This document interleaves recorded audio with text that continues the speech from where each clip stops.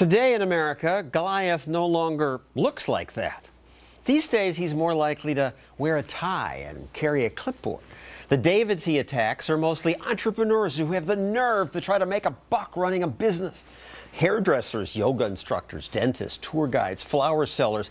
Most anyone who goes into business is soon surprised to find himself up against a bureaucrat who says, "No, you may not, unless you first obey all our rules and give us lots of money." Some of those Davids are fortunate to find help from a law firm that takes their case for free. That's the Institute for Justice. Its lawyers sue the government when government really crosses the line.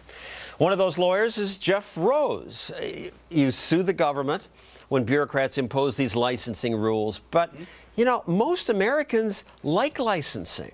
They think it, we license dogs, we license drivers. They think it makes us safer. You know, that's just not true. And it's not true that they like it or that it makes us safer. They don't like us, and it doesn't make us safer. That's a myth that's right up there with Bigfoot. There's not a lick of empirical evidence that shows that licensing makes us safer, provides us with better products or better service.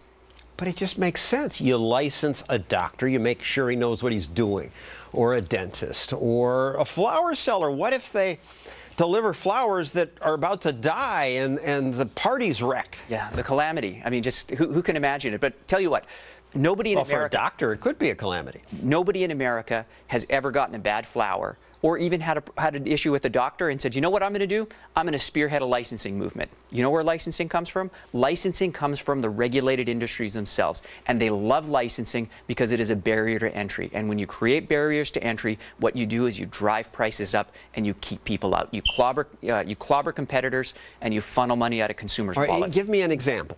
Sure. So how about my clients? The casket-making monks live across Lake Pontchartrain outside of New Orleans. And they hand-make caskets, and all they wanted to do was sell them to the faithful.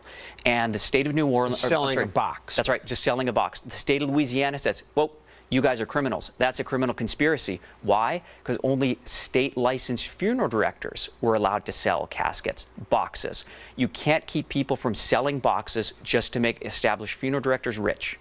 So it wasn't the politicians who on their own did this. It's the established funeral directors who go to government and get Goliath to push the little guy out. I'll tell you what, the monks aren't litigious. They're men of God. They're placid. They're peaceful. And what they tried to do in 2008 and 2010, they went to their legislators. And both times they were clobbered by the funeral industry lobby. They're organized. That's right. And rich. Rich. And you cannot get... Like, the ordinary citizen cannot go to the government, plead, and get the law changed. Special interests can't, and that's why we need the Constitution to protect us.